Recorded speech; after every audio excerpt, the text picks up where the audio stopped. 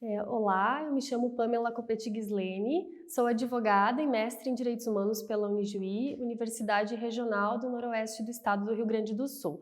Essa pesquisa, da qual eu já vou falar melhor para vocês, foi escrita em parceria com o professor Douglas César Lucas, que é doutor em Direito pela Unicinos, pós-doutor em Direito pela Universidade de Roma III. O professor Douglas é docente na graduação da Faculdade Senec Santo Ângelo, no Brasil, e também na graduação, no mestrado e no doutorado em Direito da Unijuí. É importante referir que a Unijuí é uma das instituições apoiadoras desse evento e eu devo dizer que foi com enorme alegria, com grande satisfação que nós recebemos a notícia da aprovação do nosso trabalho, da nossa pesquisa, para ser então compartilhada com vocês no primeiro seminário Luso-Brasileiro de Direito Público.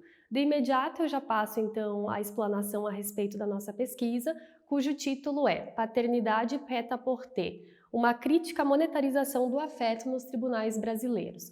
Qual foi nosso objetivo com essa pesquisa? Foi problematizar a noção de afeto a partir de um fenômeno extremamente recente nos tribunais brasileiros, que é o fenômeno da exacerbação das demandas de indenização em virtude do abandono afetivo, notadamente no que diz respeito à figura paterna.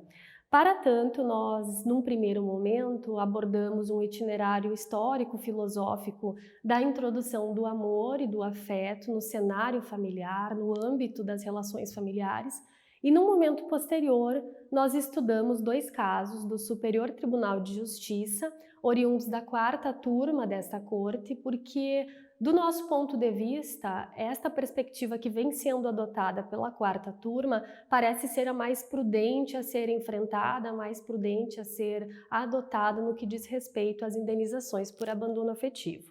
Bom, em virtude da envergadura internacional desse evento, acho que é fundamental eu esclarecer a vocês que o Superior Tribunal de Justiça é o tribunal estabelecido no Brasil a partir de 1988 para firmar, então, uma uniformização da interpretação da lei federal. Então, causas que não digam respeito à demanda constitucional e nem da justiça especializada serão atribuição do STJ.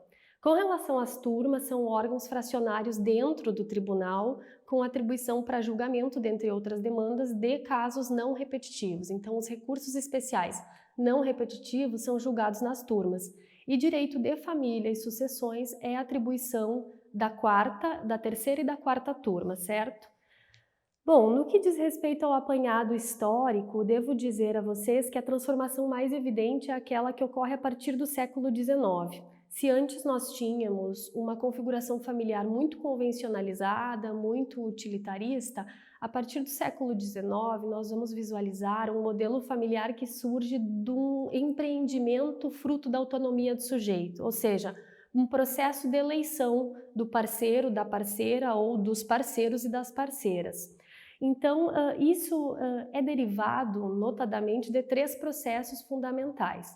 O primeiro desses processos talvez diga respeito à separação cada vez mais evidente, cada vez mais crescente entre sexo e reprodução, quer dizer, prazer de um lado e reprodução de outro. E um segundo movimento importante seria aquele da aproximação entre sexualidade, casamento, amor e afeto, categorias que antes circulavam em diferentes situações da vida, começam a ser vivenciadas no seio do matrimônio. E, por fim, a terceira transformação diz respeito à importância que se atribui à figura do filho.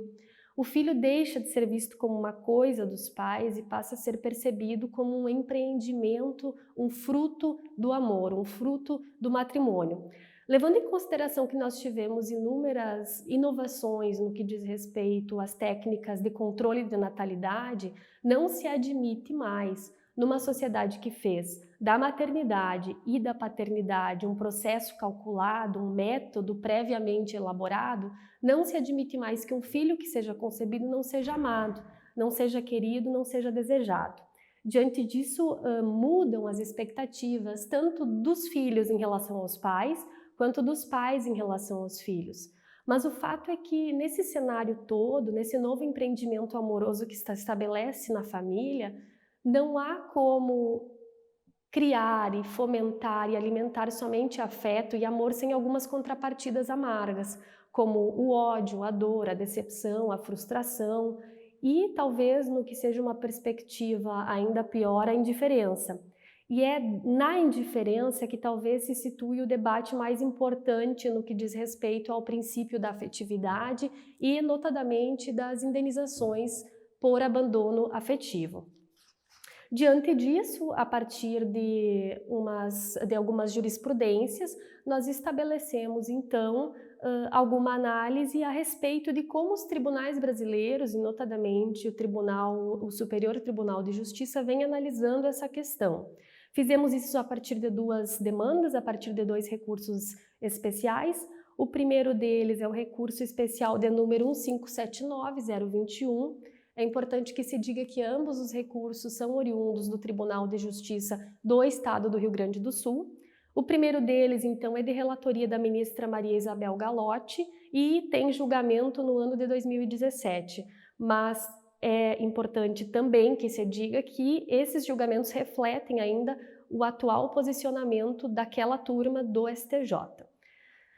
Nesse caso, então, a filha demandou o pai, com base no argumento de que teria sido abandonada afetivamente pelo seu genitor, e no caso, o mais interessante é que, embora tenha sido reconhecido expressamente que de fato houve o abandono afetivo a cargo do pai, não há como reconhecer, nesse caso, que há dever de indenizar do pai. E aqui eu peço licença a vocês para fazer uma leitura. A ministra pontua que não está em discussão a compreensão dos complexos arranjos psicológicos envolvidos na relação entre pais e filhos. Se trata antes de definir se o ordenamento jurídico estabelece o dever de cuidar afetuosamente. E a ministra, muito sabiamente, responde que não, que o nosso ordenamento jurídico apenas estabelece um dever de subsistência, guarda e educação do ponto de vista objetivo. Bem, um segundo caso, por outro lado, ele vai trazer uma situação um pouco diferente, mas em cujo bojo também circula a questão do abandono afetivo. É o recurso especial de número 1087561, também, torno a dizer, oriundo do Tribunal de Justiça Gaúcho, nesse caso de relatoria do ministro Raul Araújo. O filho demandou o pai em virtude, notadamente, do fato de que houve abandono afetivo, mas o fato que nessa situação acarretou a possibilidade de indenização por danos morais não foi exatamente o abandono afetivo do pai, mas o abandono material. E isso é importante ser dito a respeito desse caso e a respeito da compreensão que a 4ª turma vem adotando. Porque nessa hipótese, e aqui eu peço licença mais uma vez para fazer uma breve leitura, enquanto o filho vive em estado de verdadeira miserabilidade, muitas vezes sem alimentação e sem vestuário adequado, o pai possui uma situação financeira favorável. Possui mais de 1.000 hectares de terra, é explorador de plantações de arroz, possui imóveis na cidade do Rio de Janeiro, terrenos e várias cabeças de gado. Então, nesse caso, o genitor apenas não proveu o sustento do filho por mero capricho, e é por isso que, nesse caso, o pai, ora recorrente, teve seu recurso especial improvido. Diante dessas considerações finais que eu faço a respeito dos casos, eu posso concluir a pesquisa dizendo que, embora seja desejável que todas as relações afetivas, que mesmo as relações sociais de uma maneira geral, se constituam e se consolidem e se alicercem majoritariamente com base no afeto e no amor, no cuidado, no carinho, não é possível juridicamente levar o afeto ao patamar de bem jurídico a ser tutelado pelo direito, pelo menos não a ponto de fazer com que a sua violação, ou seja, com que o abandono afetivo, gere eventualmente uma indenização por danos morais. Aproveito a oportunidade para reiterar o posicionamento que nós adotamos como sendo mais adequado, que é aquele que vem sendo encabeçado pela 4ª turma do Superior Tribunal de Justiça. Com isso, então, eu finalizo a exposição da minha pesquisa e do professor Douglas, renovo meus agradecimentos à comissão organizadora do evento e desejo a todos e todas um excelente seminário. Muito obrigada!